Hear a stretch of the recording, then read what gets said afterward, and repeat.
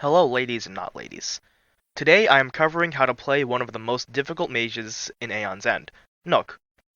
He's a mage with no damage to start out, only one breach in its second to worst position, and an incredibly wordy signature card. He's also one of my favorite mages in the game. It goes without saying that Nook has many shortcomings. If there's one takeaway I want you to have from this video, it's that despite how many words Nook has on his signature card, it's not very good. Well, at least not the second part of it. Let's say you cast a spell with it and lose a charge to gain a spell that costs one less. Overall, you're losing about 3 Aether worth of value just for the privilege to cast a spell, and that's being fairly optimistic since you won't always have a spell that costs one less to gain. Despite how most mages have signature cards that you want to play into for their maximum effect, generally speaking, Mystic Orbs should be used for one charge, which is still a pretty good deal. Because damage engines are the core of this game, Nook having only one breach is a major weakness in his kit. Technically, his signature card lets him circumvent this issue, but as we went into before, it's usually not a great idea.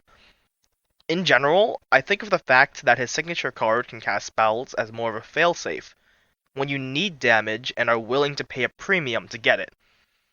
Still, because his signature card is so bad at casting spells, it's really good with Nook to get cards that allow you to cast spells instantly. Cards like Blasting Staff, Blast Sphere, or Vortex Gauntlet allow you to cast more spells, which will let Nook pull his own weight. Of course, that means opening your breach is essential to your character, since going from casting no spells a turn to one spell a turn is a huge improvement. We can't forget about the fact that usually, the Nemesis is going to be actually doing something with their turns, possibly even summoning a minion on turn 1. Nook having absolutely no damage to start off with means that, in general, you're going to have to rely on your teammates to be dealing with those early minions while you go off and do whatever it is you're doing as Nook. Because of this, he tends to pair well with mages who have strong early damage engines, such as Sahala or Karna. Nook does have his strengths, and is in fact probably the strongest economy mage in the game. First of all, he has an incredibly strong starting deck.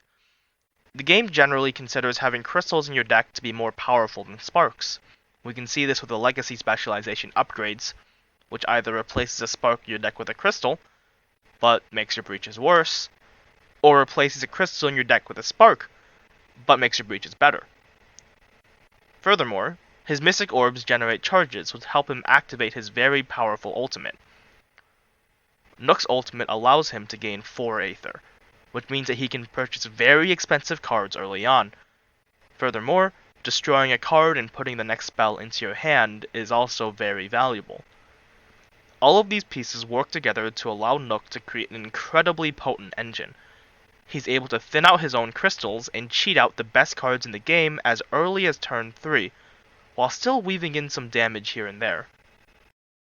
Your first couple of turns are crucial, even more than usual because you're a mage who has literally no damage to start off with.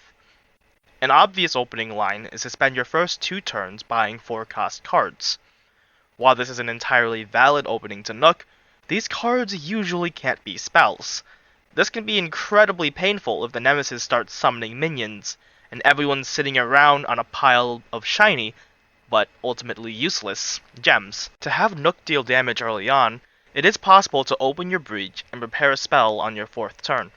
To do this, you can spend your first turn simply buying 2 charges, then on your second turn, buy a 4-cost spell, and importantly, discarding your Mystic Orb before your crystals. Your third turn will have 4 crystals in hand, and you will have 5 charges from the Mystic Orbs that you've played so far. While you can activate your ultimate now and open your breach, it will be more efficient to do it next turn, because destroying cards in your discard pile is more efficient than destroying a card in your hand, for the simple reason that having cards in your hand is a good thing. So, you can sit on your charges and buy another 4-cost card. Then on your 4th turn, you'll have your 4-cost spell, 3 crystals, and your Mystic Orb. You can now activate your ability, destroy a crystal in your discard pile, and open your breach. Also, you can cheat out very expensive cards early on. This plays pretty similarly to opening your breach. Furthermore, you have the optionality to cheat this card out on your 3rd or 4th turn. So, at some point during your first 2 turns, you will be buying 2 charges, meaning that you will have full charges on your 3rd turn. Importantly, if you buy a card during your 1st turn, you will see it on your 3rd turn, and same with the 2nd and 4th. Waiting to activate your ultimate in turn 4 instead of 3 means that you get to destroy a card in your discard pile instead of your hand. This means that this opening can go many, many ways. Most notably, if you discard your Mythic Orb last on your 2nd turn, you will see 4 crystals and your purchase card on your 4th turn, which will let you push for an additional Aether on that turn. Finally, it is possible to open your breach and cheat out a 7-cost spell to your hand on turn 4, but that comes at a cost of only really buying that 1 card for your first 4 turns.